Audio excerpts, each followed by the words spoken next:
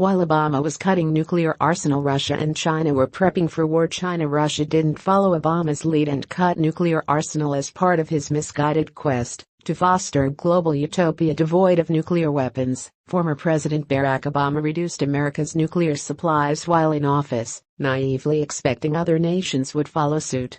According to a leaked draft of the U.S. Department of Defense's latest nuclear posture review, however, it appears Obama guessed wrong again.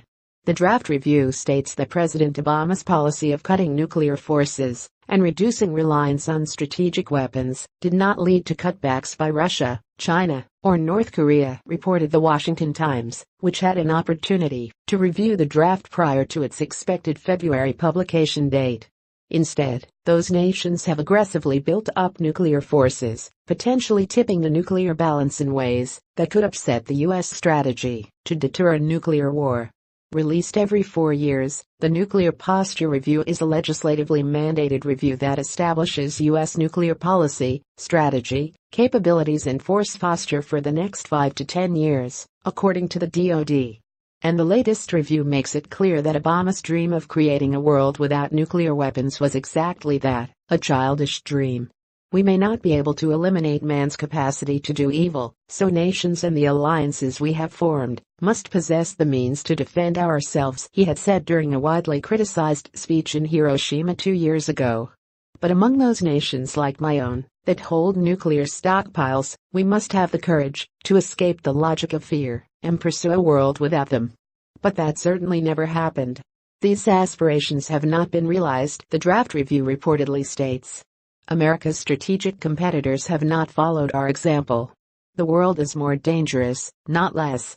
Instead of cutting back on its nuclear technology, for instance, the Russians have embarked on a major buildup of nuclear forces, including new missiles, launchers, submarines and bombers, according to the Times.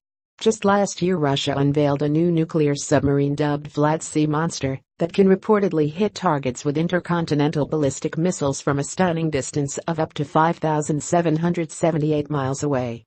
In comparison, its American counterpart, the Ohio-class submarine, can only pursue targets at a maximum range of 4,846 miles. The Chinese have likewise followed suit. Like Russia, China pursues entirely new nuclear capabilities tailored to achieve particular national security objectives, the draft reads. At the same time, China is modernizing its conventional military, challenging traditional U.S. military superiority in the Western Pacific. America should have been doing the exact same thing during Obama's lengthy 8 years in office, tailoring our nuclear capabilities to achieve our national security objectives, but instead it wasted its efforts on his silly dreams. Fortunately, President Donald Trump intends to reverse this trend immediately by developing new arms and modernizing older weapons and delivery platforms, the Times noted.